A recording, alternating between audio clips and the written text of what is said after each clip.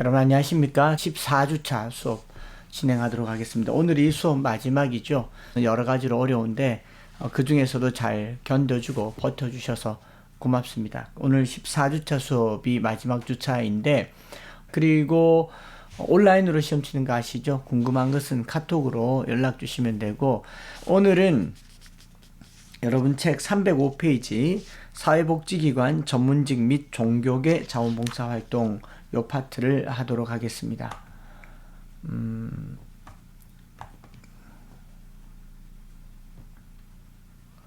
봉사활동 하면 사회복지시설에 대한 이해가 있고, 사회복지시설은 어떤 게 사회복지시설이고, 기관 자원봉사활동은 어떤 것들이 있는지, 또 전문직 자원봉사활동은 어떤 것들이 있는지, 그리고 뭐 여기 이제 종교계 자원봉사활동은 어떤 것들이 있는지, 이런 것들 같이 살펴보겠습니다. 사회복지시설이라고 하는 것은 사회복지사업법에 의해서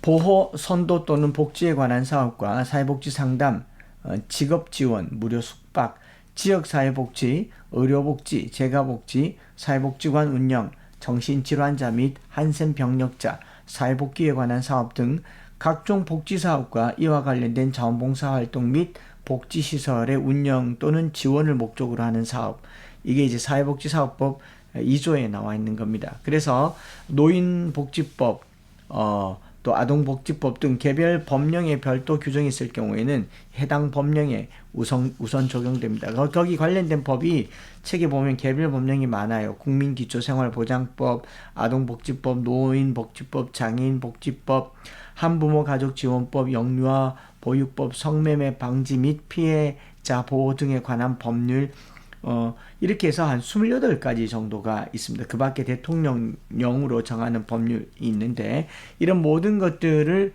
지원하고 자원봉사활동 및 복지시설의 운영 또는 지원을 목적으로 하는 이런 모든 사업을 사회복지시설이라고 합니다. 그러니까 뭐 사회복지시설 기관이라고 허가를 내고 안 내고가를 떠나서 거기에 관련된 이제 업무가 사회복지 사업에 직접 연관이 있다라는 걸 알게 되겠죠. 그래서 사회복지 시설의 여부는요, 사회복지 시설의 여부는 시설 운영자의 주관적인 판단이 아닙니다. 실질적으로 사회복지 사업을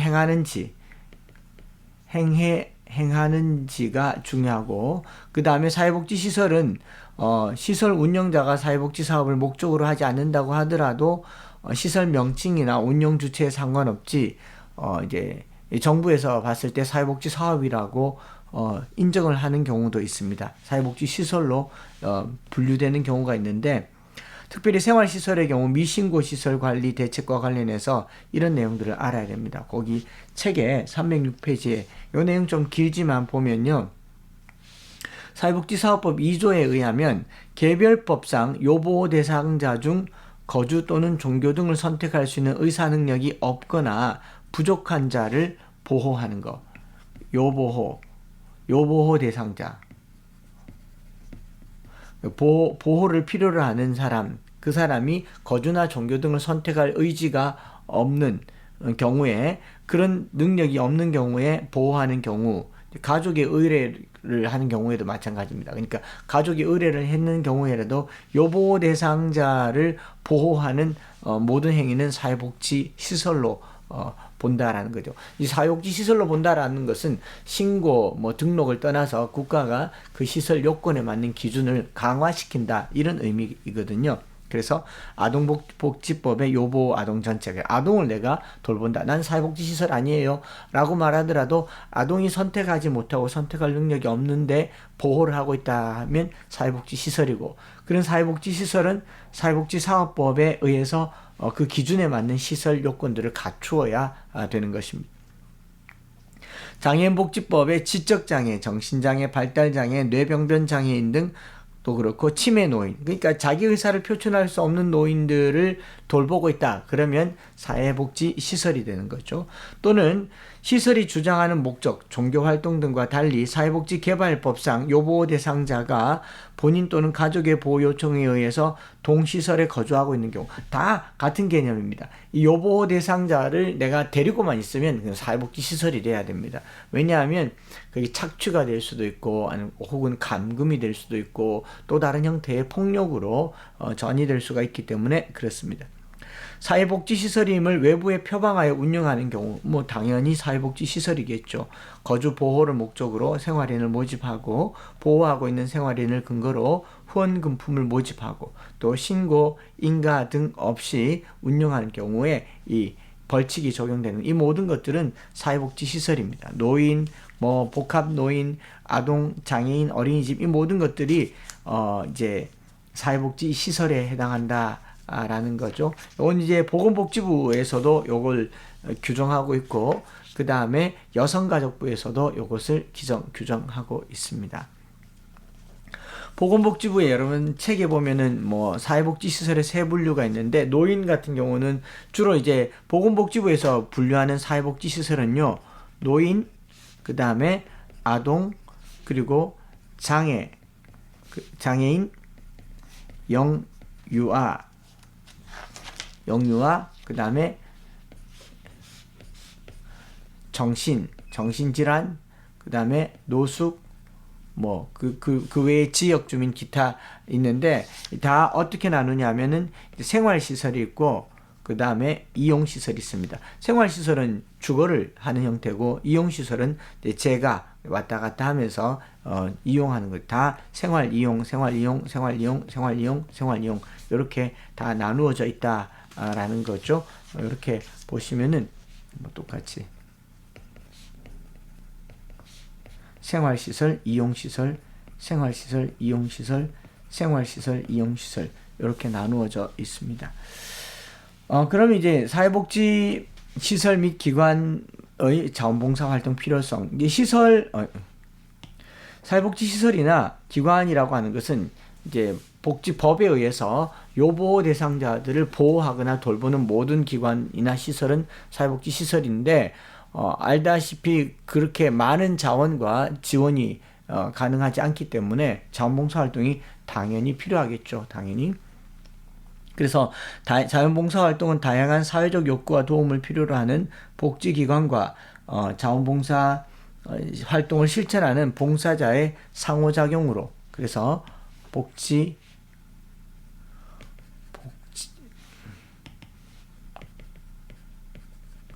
복지기관과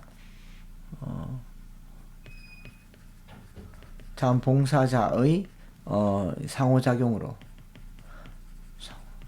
상호작용으로 이제 형성되는 거죠. 자원봉사 활동은 복지기관 봉사자의 복지기관 입장에서 보면 지역 주민의 사회 참여 욕구를 받아줄 수 있는 수요처이고, 클라이언트에게는 이 상호작용에 있어서 누가 이제 혜택을 누리느냐 하면은 이제 클라이언트죠. 클라이언트가 복지기관의 봉사자의 이 혜택을 누릴 수 있게 되는 거죠. 질 높은 이제 복지의 혜택을 누릴 수 있는 게 이제 복지기관에서 봉사활동입니다. 그 필요한 이유에 대해서는 클라이언트의 욕구의 다양화, 복지기관은 이제 시설 운영하기도 빠듯한데, 클라이언트라고 하는 말은 소위 말해서 요보호 대상자들이죠. 자기 의사를 표현을 잘 못하거나 아니면 보호가 필요한 사람들이라고 하더라도 나름의 이제 욕구라고 하는 게 있죠. 니즈가 있습니다. 니즈. 그래서 그들의 이제 니즈를 필요를 채워주기 위해서 그게 획일적이거나 단순한 게 아니기 때문에 생활 전반 영역에 나타나서 특별히 이제 요보호 대상자들 클라이언트들은 어떤 일이 있냐면 이제 가족 기능의 약화. 옛날에는 이제 대가족 제도 안에 있으면 돌봐주는 가족들이 있지만, 지금 시스템에서는 가족이 다 못 돌봐주니까 결국 복지기관이나 사회복지 시설을 이용하게 되죠. 그런데 이 시설에서 다 감당할 수 없는 게 시설에서는 모든 사람들에게 균등하고 동일한 복지 서비스를 제공해야 되는데 나는 조금 다른 욕구가 있다. 그럴 때 이제 봉사자가 아주 많이 필요하게 되는 경우가 있죠. 그래서 뭐 식사, 목욕, 외출, 상담, 교육, 대화 등 영역은 기계 등으로 대체할 수 없는 클라이언트의 상태 및 환경, 기분, 가족 관계 등 복잡하고 섬세한 대응이 필요한 인간의 고유 영역이죠. 어떤 게 있다고요? 여기 보면 식사, 목욕, 외출, 함께 가는 거, 그 다음에 상담,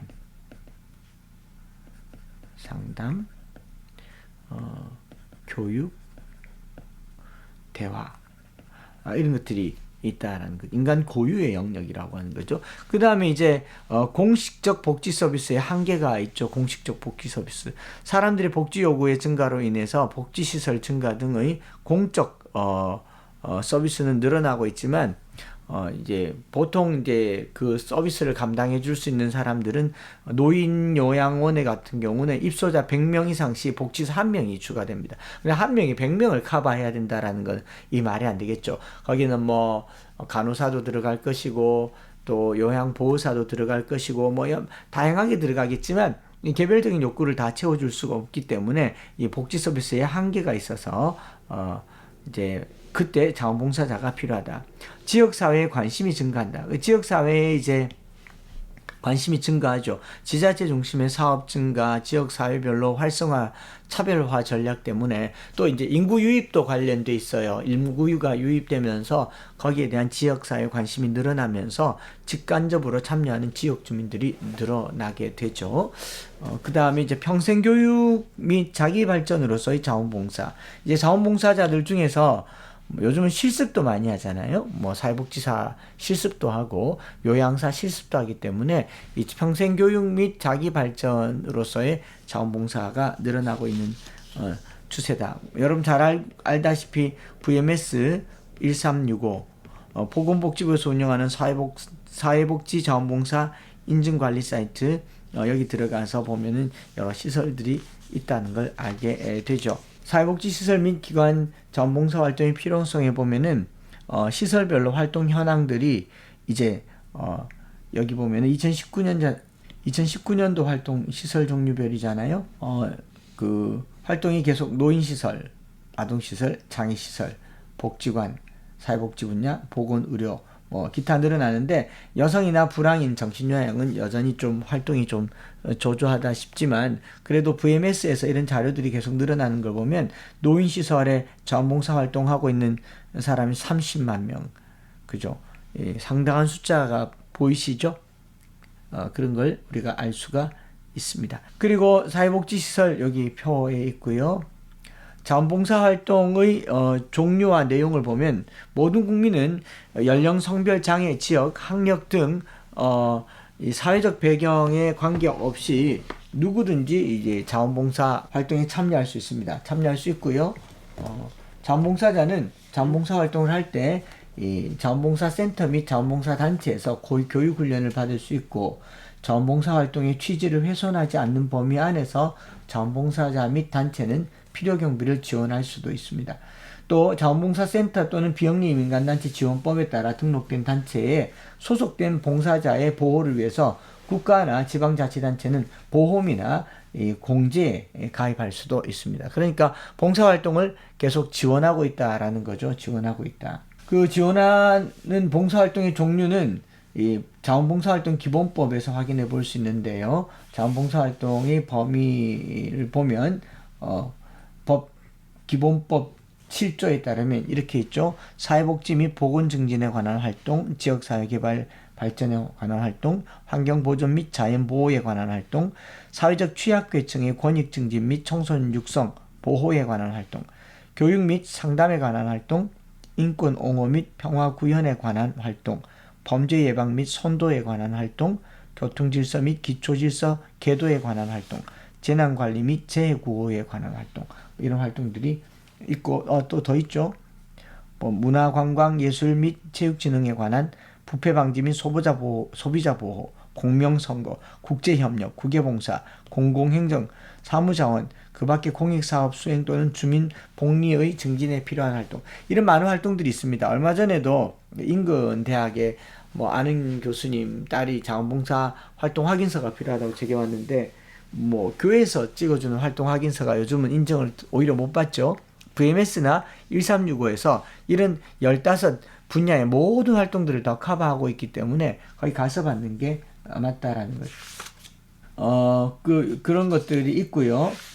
그 다음에 사회복지시설에서 자원봉사자의 자세와 유의사항. 여러분들이 사회복지시설에 가보면 자원봉사 활동은 시설에서 필요로 하는 봉사 내용과 다르게 될 경우에는 시설에 피해를 주는 게 아니라 클라이언트, 요 보호 대상자, 노인, 아동, 청소년, 여성, 그런 분들에게 큰 불편함을 초래할 수 있고, 그 불편함이 좀 위험할 수도 있기 때문에 자원봉사를 시작할 때 여러분들이 어떤 자세와 어떤 태도를 갖느냐 하는 것은 아주 중요합니다. 그래서 자원봉사 관리자와 상담을 통해서 선행돼야 되는데, 그 첫 번째가 뭐냐면 인간적 존중. 우리가 이제 일을 하러 가는 게 아니라 사람을 도우러 가는 거죠. 어떤 사회복지 시설에 자원봉사를 하러 가지만 그 시설에 있는 클라이언트를 돕기 위해서 가는 겁니다. 그래서 사람은 남자든 여자든 아동이든 노인이든 장애인이든 일반인이든 누구나 인간으로서의 가치를 가지고 부당한 취급을 당해서는 안 될 권리가 있다라는 거죠. 시설에서 생활하고 있는 클라이언트들에게 불필요한 동정이나 또는 측은지심을 가지기보다 인간적으로 존중하고 선입견을 최소화할 필요가 있습니다. 상대방이 자존심을 상하게 한다거나 참 딱하다라는 생각을 가져서는 안 되고, 그게 언어의 은연중에 나오거든요. 그 다음에 개인정보보호, 요거 좀 중요한데요. 언제든지 여러분들이 자원봉사를 실제로 가보게 되면 전화번호를 주거나 받거나 하는 일을 하지 말도록 되어 있습니다. 클라이언트의 생활 공간이자 삶의 영역이기 때문에 입소시설의 경우는 개인정보, 초상권보호, 특별히 사진 찍는 것도 본인들이 요청하거나 허락된 상황에서 가능하지 프라이버시를 존중해 줘야 되는 것입니다. 뭐 요즘은 뭐 여러분들이 잘 알기 때문에 해외 나가서 사진 찍는 것도 외국인들 함부로 찍으면 안 되는 거죠. 그런 것처럼 봉사활동할 때도 사진 필요한 경우는 봉사 관리자와 사전에 충분한 상의를 통해서 이제 사진 촬영 시간을 통해서 찍어야 된다라는 거고, 그 다음에 뭐 봉사활동을 통해 알게 된 개인 정보는 외부에 누설해서는 안 되는 거죠. 그리고 이제 시설 자원봉사 담당 직원과 상호 협력, 봉사활동하는 당일 봉사시간, 봉사 영역, 클라이언트에 대한 특이사항 등 이 시설 자원봉사 담당자와 긴밀한 상호 협력을 가져야 되죠. 내가 마음대로 해서는 안 되고 시설 담당 직원이나 자원봉사 관리자의 지도를 받는 거 뭐 상식이겠죠. 그 다음에 지속적인 봉사활동, 이 주 1회, 월 1회 등 정확한 횟수를 구분하는 것을 의미하는데, 클라이언트들 입장에서 한번 보세요. 1년, 2년, 3년 뭐 한 번씩 오는데 친밀하게 대할 수가 없겠죠. 그렇지만 조금이라도 더 이렇게 레귤러하게 이렇게 접근을 하면은 서로에게 좋을 수가 있다라는 겁니다. 그래서 뭐 자원봉사자의 이런 자세들을 좀 잘 숙지해 둘 필요가 있고요.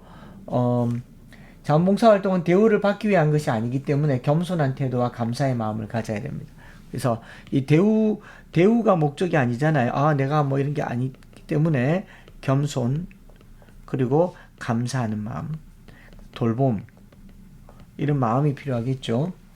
스스로 대한 자기 이해가 이루어져야 되고요. 먼저 가족이나 직장에 양해를 구해야 되고, 사람을 좋아하고 사람 만나기를 좋아해야 된다. 사람 친화적이어야 되겠죠. 난 사람이 싫어, 뭐 청소나 할래, 이런 것보다는 사람에 가까운 이해를 가지고 있는 게 좀 중요하다 싶습니다. 자원봉사 활동에 대한 이해와 준비는요, 의미와 목적을 알고 상대방의 입장에서 봉사하고 능력에 맞는 일감과 역할을 맡고요, 자기 주위에 있는 일부터 시작하는 거, 이런 거 중요하겠죠. 자원봉사 활동의 전문직 자원봉사 활동이라는 말은요,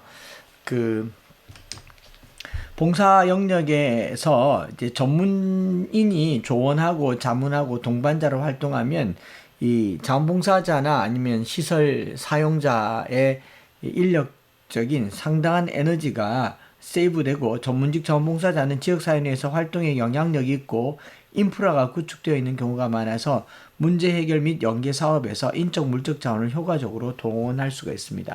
전문직이라고 하면 뭐 소방, 의료, 법률 뭐 여러 가지 분야에 있다 보니 자기 분야에서 자기가 시간을 이렇게 의도적으로 낼 수가 있고, 내어진 시간이 우리가 할 수 있는 일반 봉사 차원보다도 현장에서 그 시설 사용자나 클라이언트에게 직접 도움이 되는 영역들이 많기 때문에 많은 또 자원봉사자 교육과 훈련에도 풍부한 경험을 제공할 수 있고, 시간과 경제적 여유가 비교적 있는 사람들인 경우가 많다 보니까 자신의 시간을 활용할 수 있는 전문직 자원봉사자는 지역사회 내에서 활동 영향력이 있고 인프라가 구축되어 있는 경우가 많아서 문제 해결 및 연계 사업, 인적 물적 자원을 효과적으로 동원하는데 아주 큰 도움을 얻을 수가 있습니다.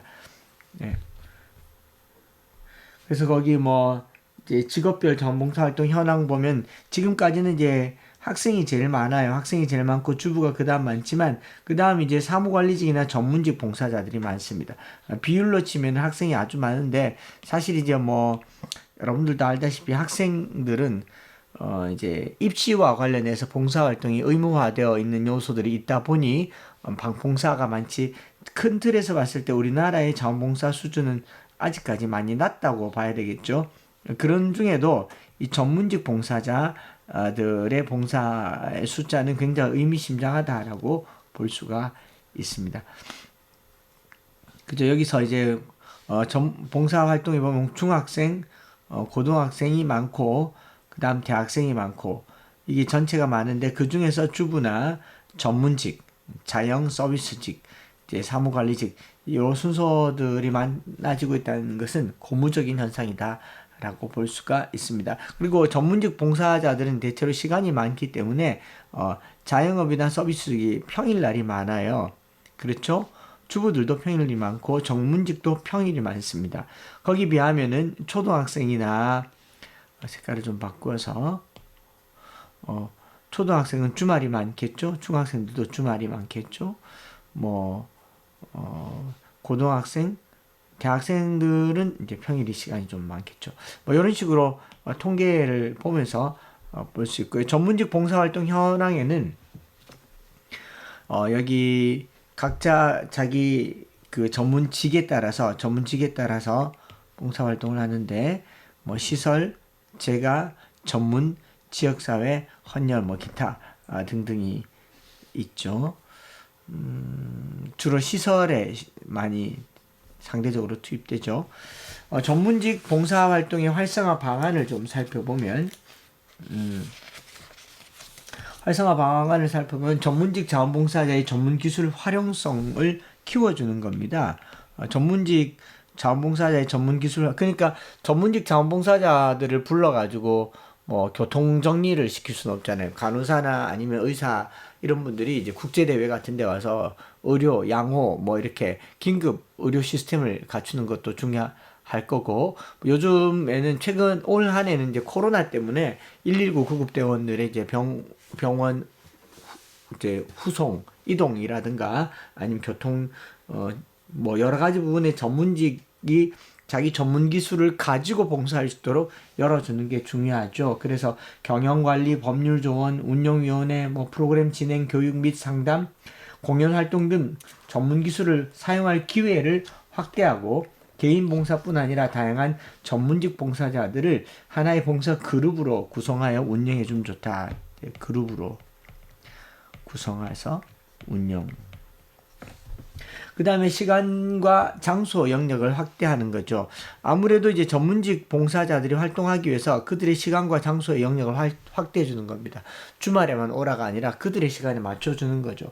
사회복지기관의 다양한 업무 중 시간 또는 장소의 제약을 받지 않는 일감에 대해서는 전문직 종사자들이 자신의 전문 공간 또는 원하는 시간에 봉사할 수 있는 방안이 필요하다. 그러니까 뭐 봉사의 날 정해서 봉사하는 그런 게 아니라 전문직 봉사자들이 원하는 시간이 있다면 그 시간대에 그 시간을 빼어주는 게 필요하겠죠. 그리고 이제 다양한 자원봉사 프로그램을 개발하는 거, 전문직이 자신들의 그 기술을 활용할 수 있도록 프로그램을 개발해 주는 것, 자원봉사 관리자의 전문성을 향상시키는 것 같아요. 봉사 관리자에게도 전문성이 필요하겠죠. 봉사 관리자가 전문적인 지식이 하나도 없는데, 뭐 경영 전문가, 법률 전문가, 혹은 뭐 의료 전문가가 왔는데, 그 관리자가 안배를 못 해주면 참 난감하게 되기 때문에 그렇겠죠. 이과 관련해서 영상을 하나 이렇게 살펴보고, 영상에 나와 있는 이제 우리 코로나 때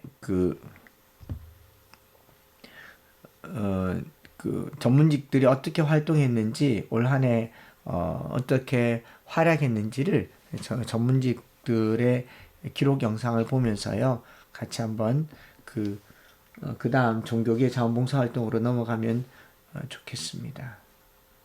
우한 폐렴 환자가 중국 안에서 국내에서도 처음으로 확진 환자가 우한에 나왔습니다. 있는 우리 교민 367명을 태운 1차 전 8시쯤 김포공항에 도착했습니다. 반대한다!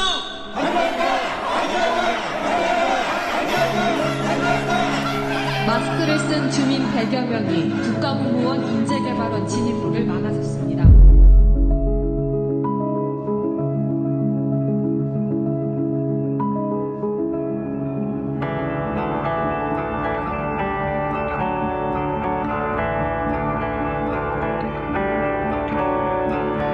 급기야 진천과 아산 주민들은 수용 절대 불가를 알리는 현수막을 하나둘 자진 철거하기 시작했습니다.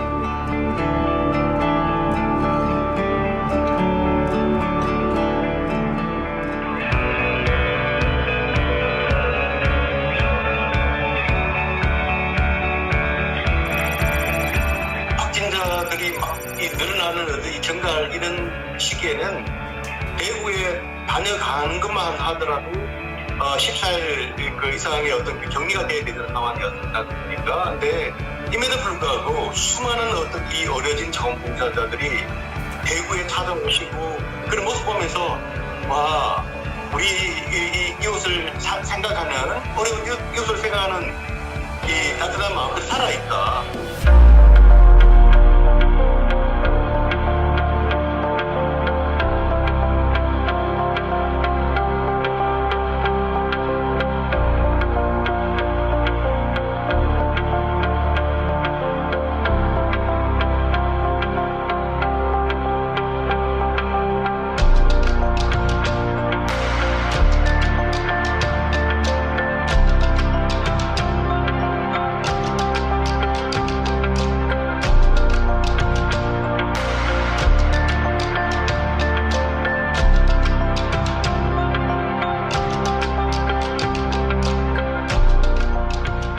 어느 곳곳에 있는 요소에 있는 분들이 힘을 합치니까 이 코로나는 우리 코리아를 이길 수 없을 것 같다는 생각을 갖기도 했어요.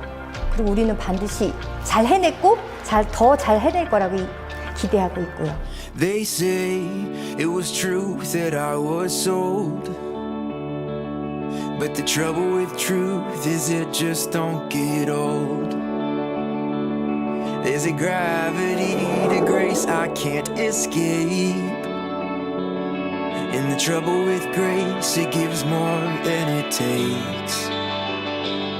Yeah, I need grace that gives more than it takes.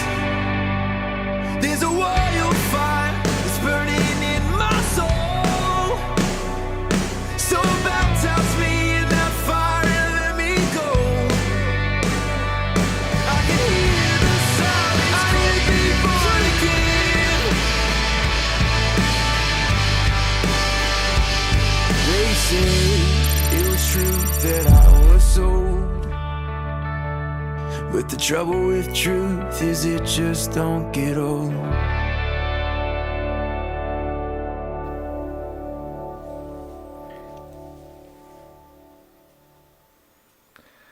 네, 이제 코로나로 말미암은 누적 봉사자가 5월까지 이제 49만 명, 50만 명이 거의 다 됐다고 하잖아요. 이만큼 이제 자원봉사가 우리가 이 사회 위기를 극복하는데 아주 큰 힘이 되었습니다. 그래서 여러분들이 뭐 코로나 때문에 모든 것이 막혀 있는 것 같아도 우리가 조금 더 전문적으로 여기 제가 아까 보니까 경찰행정도 있고 스포츠도 있고 있는데 여러분들이 가지고 있는 기술들이 봉사 현장에서는 아주 독특하게 필요로 하는 기술들이 될 수 있습니다. 그래서 좀 더 적극적이고 능동적인 봉사를 통해서 이번 3차 유행이라고 하는 코로나를 이겼으면 좋겠고 우리 대구 경북은 정말 전국적으로 빠른 시간 안에 코로나를 막는데 차단하는데 큰 힘을 모았고요. 지금 서울에서는 심각할 정도까지 아니겠습니까? 그러니까 여러분들이 지금 뭐 봉사를 좀 더 적극적으로 하고 기말 전에 봉사활동을 하는 게 또 오히려 봉사활동을 하고 그 경험을 기말고사 시험지에다 답안지에다 적는 것도 괜찮을 거다 생각을 합니다. 자, 그 다음에 이제 종교계 자원봉사활동을 살펴보겠습니다. 종교계 자원봉사활동 사회복지의 중요한 5가지 동기 중에 하나가 종교죠. 종교. 이제 개인, 명예, 인간관계, 여러 가지 동기들이 있겠지만, 종교는 신자에게 자선활동으로 서로 협동하는 것을 의무화하고 있고, 일반 사회에서 구제를 필요로 하는 사람들에게도 자선활동을 펼치도록 하기 때문에, 복지다원주의 시대를 맞아서 종교계의 잠재적 자원을 조직화하고 활성화할 필요가 있다. 모든 종교는 사실 이제 사이비 이번 코로나 때 이제 등장했던 사이비 종교가 아닌 다음에야 이단 사이비 종교가 아닌 다음에 기본적으로 모든 종교는 복지와 이제 지역 사회 또 이웃에 대한 사회적 책임에 대한 강조들을 다 하고 있습니다. 그렇기 때문에 워드는 민간 차원에서 사회복지 사업의 시행은 시민들의 참여를 확대시키고 조직적으로 자원봉사자를 활용함으로써 지역사회를 위한 사회복지 서비스의 중요성에 대한 사회적인 인식을 증폭시키고 실질적인 서비스가 제공되도록 할 수 있다라는 정책적 효과를 가진다라고 얘기하면서요. 벤딕이라고 하는 사람은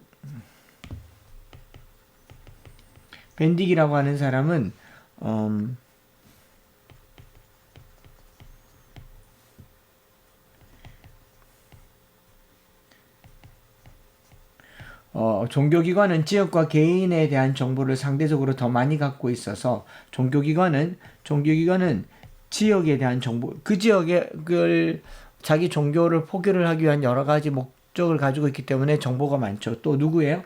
개인에 대한 정보가 많죠. 지역과 개인에 대한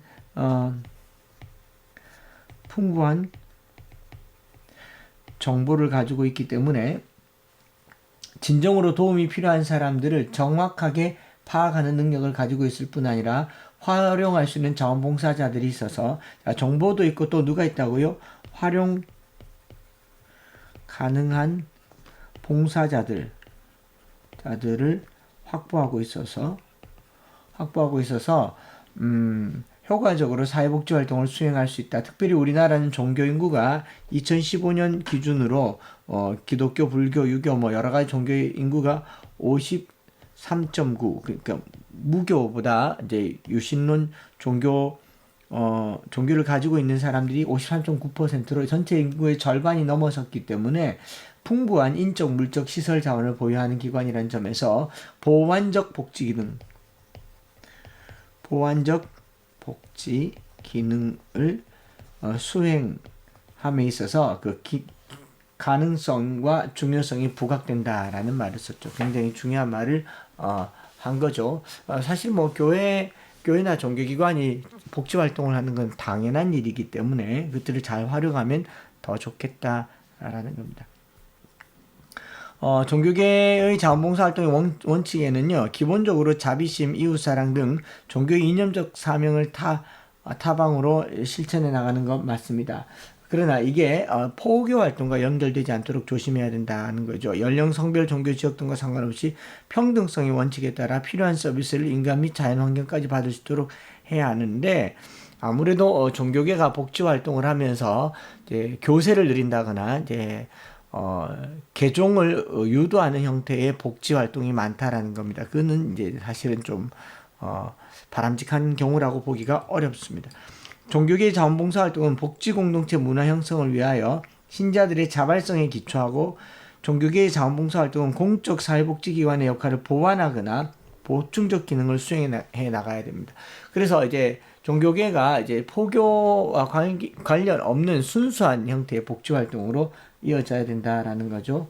좀 더 나아가서 각 종교계의 조직과 기구들뿐 아니라 다른 종교계의 조직과 단체들이 함께 네트워크를 구축해서 실시해야 된다. 이런 면에 있어서 사실 이제 개신교는 네트워크를 구성하는데 상당히 무리수가 많죠. 잘 안 하려고 하겠죠, 그죠? 그러나 가급적이면 이제 네트워크를 구성하여서 함께하는 게 바람직하다라고 생각을 해봅니다. 그 다음에 이제 6번째로 종교계 자원봉사 활동은 각 종교의 특성에 입각하여 창의적 프로그램을 개발하는 데 주력하고, 종교계 자원봉사 활동은 단순한 자선 활동의 수준을 넘어선 수요자의 문제 예방과 치료 및 자립을 향하는 활동으로 전개되어 나가야 할 것이다. 이렇게 말하고 있죠. 근데 그런 수준으로 가야 됩니다. 예전에는 저희가 저도 이제 목회자고 교회에 있으니까 우리가 이제 헌금이나 모금되어진 게 있으면 이걸 들고 동사무소나 이제 가서 우리 또 뭐 차상위 계층 있습니까? 우리가 도와줄 사람들이 있습니까? 이렇게 물어가면서 하기도 했는데 요즘은 오히려 동사무소보다 교회에서 훨씬 더 많은 정보를 가지고 있다라는 거죠. 그 다음에 이제 종교계 자원봉사 활동의 특성을 좀 살펴보면, 종교계 자원봉사 활동의 특성은요, 각 종교의 교리에서 돌봄, 베풀음의 이념과 신자들의 집단성을 특성으로 하고 있다라고 볼 수 있습니다. 그래서 종교계 자원봉사는 1970년대 말부터 사회사업학 전공 논문으로 발표된 것을 시작으로 해서 개신교 인사들이 주로, 아무래도 개신교가 좀 자원봉사를 많이 하고 사회복지를 많이 했죠. 우리나라에 개신교가 들어왔을 때 뭐 학교, 병원, 뭐 또 고아원, 시설, 이 모든 부분에 있어서 기독교적 사회복지가 보편적으로 일어났기 때문에, 그래서 한국자원봉사능력개발연구원의 설립에도 이제 개신교 인사들이 중심이 된 것들을 볼 수가 있고요. 2000년대에 들어와서 사회복지학계의 성장과 함께 활성화되고 복지적 측면에서 연구가 활발하고 기독교, 불교 모두 자원봉사의 활성화에 초점을 두었습니다. 그래서 뭐 영성과의 관계, 만족도, 자원봉사의 제도화, 조직의 관리 뭐 이런 것들을 중심으로 종교 자원봉사의 문제를 종교계 내부에서도 찾으려고 하는 특성을 보여주고 있죠. 그 다음에 이제 돌봄과 베풀음을 중시하는 윤리적이고 복지적인 지향을 종교단체들은 보여주고 있다. 특별히 우드노우는 인터뷰를 통해서 많은 종교 신자들이 돌봄 활동에 참여하게 된 동기를 설명할 때에 종교적인 언어에 기대고 있음을 발견했습니다. 신자 자신의 종교적 신앙이 친절과 돌봄을 가르친다는 것이죠. 돌봄, 베품, 친절, 사랑, 배려, 다 종교적 언어와 관계가 되더라라는 겁니다. 그래서 마음에서 자연스럽게 솟아나는 것이 아니라 이 종교적인 이제 영적인 어떤 기류가 있다라고 보는 거죠. 돌봄을 수행하는 동기가 어느 정도 인간의 본성에 내재하고 있다고 응답하는 사람들도 대부분 이지만, 이런 종교 기반이건 아니건 자원봉사는 문화적 자본과 관련돼 있다라는 걸 알게 되고요. 종교계 자원봉사 활동의 문제점은 뭐냐면은, 아무래도 종교계에서 자원봉사 예산 편성의 소극성, 종교계는 이제 자원봉사를 목적으로 만들어진 집단이 아니라 종교 생활을 목적으로 만들어지다 보니까 예산 편성을 할 때 많은 예산을 편성할 수가 없습니다. 이거는 뭐 문제점과 과제라고 하더라도 제가 이제 여기 있으니까 이거는 당연히 소극적이죠. 교회에서는 봉사뿐만 아니라 또 뭘 합니까? 선교도 하고요, 교육도 하고 뭐 다양한 일들을 많이 하고 있기 때문에 그 한 꼭지를 봉사가 맡고 복지가 맡았다라는 점에서 소극적이다라는 그거는 국가의 모든 예산을 복지와 봉사에만 쓰지 않잖아요. 뭐 군사에도 쓰고 교육에도 쓰는 것처럼 종교계의 예산 편성을 소극적이다라고 표현할 수만은 제가 봤을 때는 없다고 봅니다. 그러나 이제 좀 능동적으로 편성할 필요는 있겠지요. 그 다음에 이제 사업의 비전문성, 이건 그렇습니다. 종교계의 종교 지도자들은 저와 같은 목회자들이 사회복지 전문가가 아니기 때문에 전문적으로 이 일들을 할 수가 없지만 또 담임 목사다 보니까 이제 의사결정이나 결정을 하는 데 있어서 중요한 역할을 하다 보니 비전문성을 띠게 되죠. 그래서 전문가들을 배치하는 게 과제라고 볼 수도 있을 거고요. 전달체계의 비체계성. 예, 그렇죠. 보통 사회복지 시설이나 일반에서는 이제 기획하고 프로그램하고 해서 나가지만 이 종교계 같은 경우는 담임 목사에서부터 밑으로 이렇게 하달되는 경우가 더 많죠. 그래서 뭐 교회의 봉사나 복지의 프로젝트를 수행하려면 교인들을 통해서 목사님에게 보고되어서 이렇게 되기보다 그냥 목사님이 합시다 그래서 되는 경우가 훨씬 많다 보니까 체계가 없고 또 상명하달 형태로 되다 보니 권위적인 경우도 많이 생깁니다. 당연히 전문 인력이 부족하고요. 종교사회복지 개념이 이제 미정립됐습니다. 왜 미정립됐느냐? 종교와 사회복지는 이게 사회복지냐 포교냐? 모든 사람이 내가 믿는 종교를 가지는 게 목표인 종교도 있다 보니 그것을 위해서 사회복지가 수단화되는 겁니다. 수단화되는 경우가 있지만 사회복지는 사람이 사는 세상에 사회복지 자체가 목적이 돼야 되죠. 그래서 이런 데 대한 개념이 정립되지 않다 보니 좋은 일 하는데 욕먹는 경우가 많이 생기더라라는 거죠. 네, 이상으로 이제 지역봉사와 실천 모든 수업을 마치고요. 여러분들이 어떤 방법으로든 지역봉사를 통해서 자원봉사를 통해서 세상을 더 이롭게 만드는 많은 길들이 있습니다. 이상으로 한 학기 동안 수업 함께 해주셔서 너무 고맙고 또 학교에서 뵐 일이 있으면 좋겠습니다. 그리고 시험 잘 치러주시면 좋겠습니다. 여러분 수고 많으셨습니다. 다음에 꼭 또 뵙도록 하겠습니다. 감사합니다.